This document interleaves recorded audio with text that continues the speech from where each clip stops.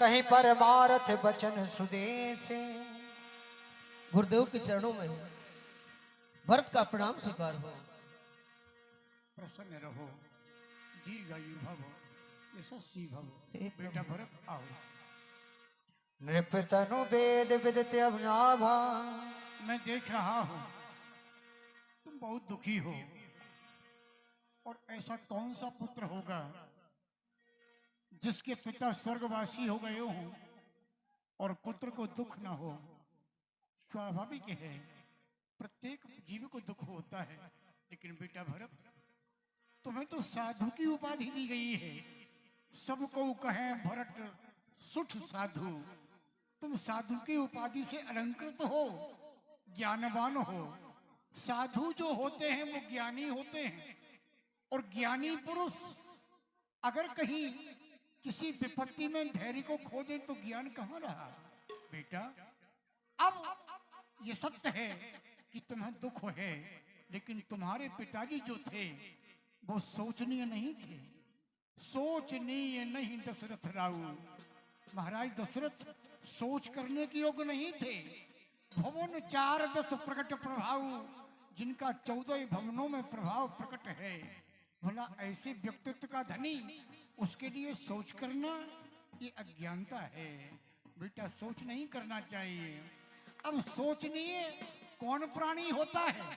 सोच किसके लिए किया जाता है? सोचिए वयस कृपण धनवानु। धनवान है लेकिन कृपण है, लोभी है। ऐसे व्यक्तियों का सोच किया जाता है जो भगवान को न मानते हो, भगवान के प्रति जिन्हें प्रेम न हो, परमात्मा के ऊपर विश्वास न हो, जिन्होंने संसार में आकर कोई कीर्ति या यश नहीं कमाया हो, ऐसे व्यक्तियों का सोच किया जाता है। भरत अब तुम्हें अभी तो हम इतना ही कहेंगे, सोची का परित्याग करके जो क्रियाकर्म अपने पिता का करना है जाओ उसे करो, संस्कार करो। सरयू किनारे सुंदर चंदन की लकड़ी मंगा के चिता की रचना करो और अपने पिता का अंतिम संस्कार पूर्ण करके नृप तनु वेद विदित अभिनाभा। परम विचित्र विमान बनावा। चंदन अगर भार बहुआए, अमृत अनेक सुगंध सुहाए। सरजू तीर रचिता बनाई, जनसुरपुर सोपान सुहाई। यह विदिता है क्रिया सब कीनी, विधिवत नाय तितांजलि दीनी। पूर्ण पवित्रता के साथ तुमने अपने पिता का दाह संस्कार किया। यह पुत्र का कर्तव्य होता है। इसीलिए तो वेदों में कहा है कि जीवन में पुत्रों की आवश्यकता क्यों पड़ती है। तो बताया है कि पुत्र बिना नहीं नरगति पावे। जिसके कोई पुत्र न हो, अंतिम संस्कार करने वाला ना हो, वह जीव गति को प्राप्त नहीं होता, दुर्गति को प्राप्त होता है, नरक में जाता है।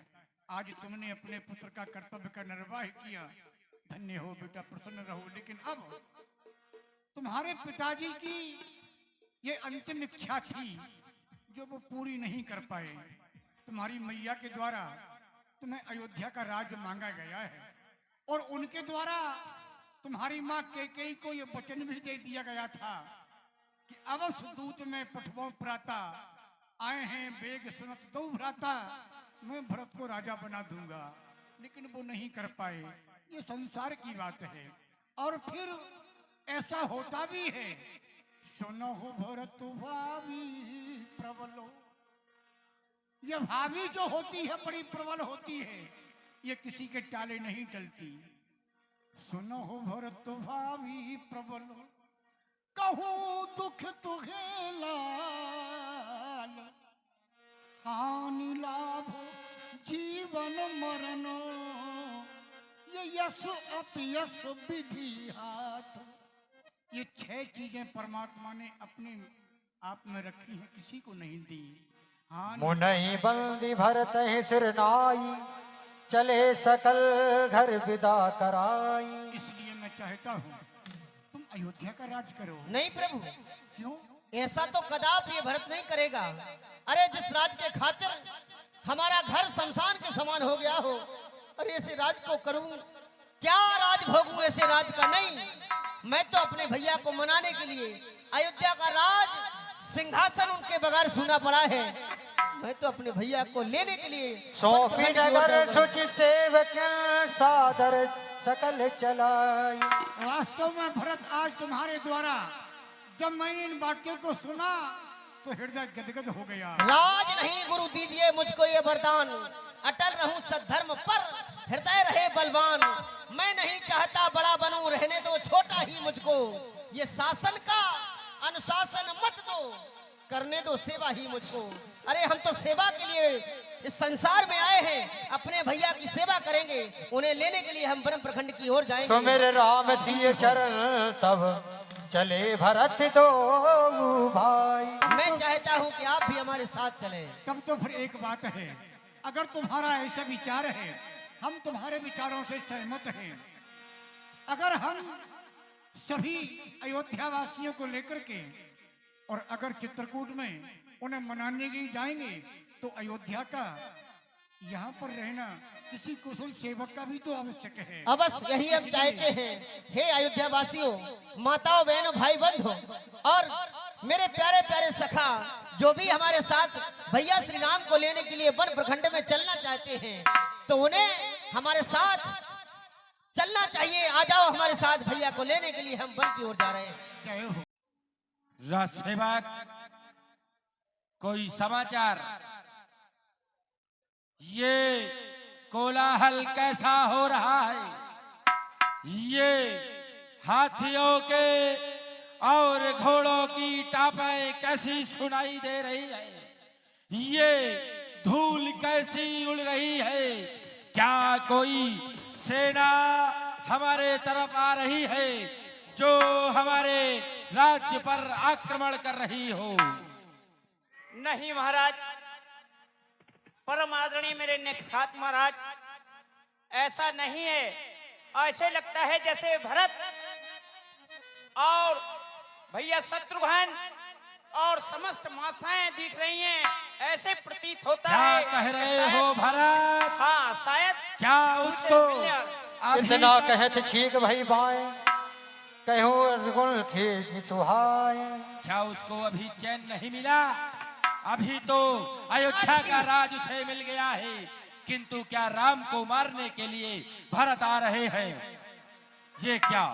तुम ऐसा करो, हमारी सेना तैयार करो आज से।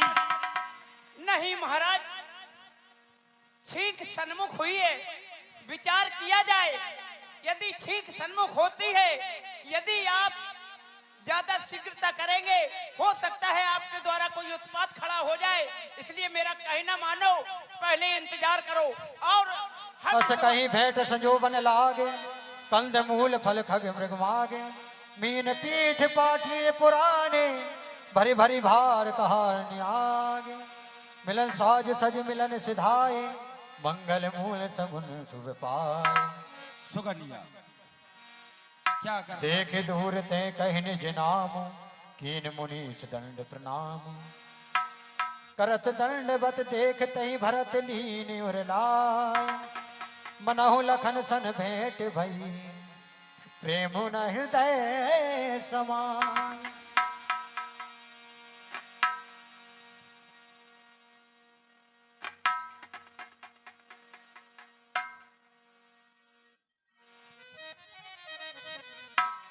कहो भैया, सब प्रकार की कुशलता तो है। भरत भैया, सब कुशलता है, सब कुशलता है, लेकिन एक हानि है, बहुत बड़ी हानि है। कौन सी? मैं अपने आप को ये जीभा, ये मस्तक फट क्यों नहीं गया भैया? मैं आपके बारे में क्या नहीं सोच रहा था, क्या सोच रहा था, लेकिन आपको देखकर पहचान न सका। मैं धिक्कारता हूँ अपने आप को भैया, धिक्कारता हूँ। हे भाई, क्या हम जो सोच रहे थे वो भी आप सोच रहे थे? या ऐसा तो नहीं जो हमने सोचा क्या आपने सोच पाया? नहीं नहीं, हानि क्या हुई ये बताओ हमें तो। हानि ये हुई भैया, मैं ये सोच रहा था कि कहीं आप हमारे ऊपर सेना लेकर चढ़ाई करने तो नहीं आ रहे, राम जी को मारने तो नहीं आ रहे, राम जी को मारने तो नहीं भाई, अरे तुमने ऐसा सोचा भी कैसे? अरे ये अभागा भरत अपने भैया के चरणों की धूल को लेने आ रहा है और आप कह रहे हो कि भैया को मारने? अरे नहीं नहीं, ये भाई तुम इतना बीला सोचते हो, हमने कभी नहीं सोचा था। हे मेरे भाई, कदापि अपने जीवन में कभी नहीं सोचा।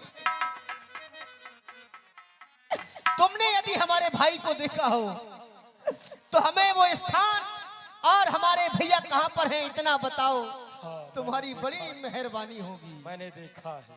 चलो बताओ कहाँ पर वो स्थान है। एक दिन यहीं पर तुम्हारे भैया पाही नाथ कहीं पाए गुसाई। क्या कहा? यहीं पर भैया ने विश्राम किया था और माता जानकी यहीं पर बैठी थी। हे विधाता, हमारे भैया को ऐसी जगह पर विश्राम करना पड़ा जिन्होंने कभी जीवन में सोचा भी नहीं होगा। अरे ओ वन की भूम, धन्य तुझको, तू प्रभु की आश्रय दाता है। तेरा हे रात्रि तेरा निस्वर का नाता है। पत्तों कर्तव्य वीर हो तुम, जो रहे नाथ की सेवा में। संकेत हुआ तो व्रत छोड़, बिछ गए भूम पर सेवा में। हे धन भूम धन हो तुम, बड़ी भाग्यवान हो तुम। नमन करता हूँ। हे भैया निखात, यहाँ से चलकर हमारे भैया किस ओर गए हैं? यहाँ से चलकर नदी पार करके भैया आपके चले गए हैं। मैं भी साथ चलता हूँ, वह जगह आपको दिखला। चलो शीघ्रता करो। अरे निर्बल के प्राणे ये पुकार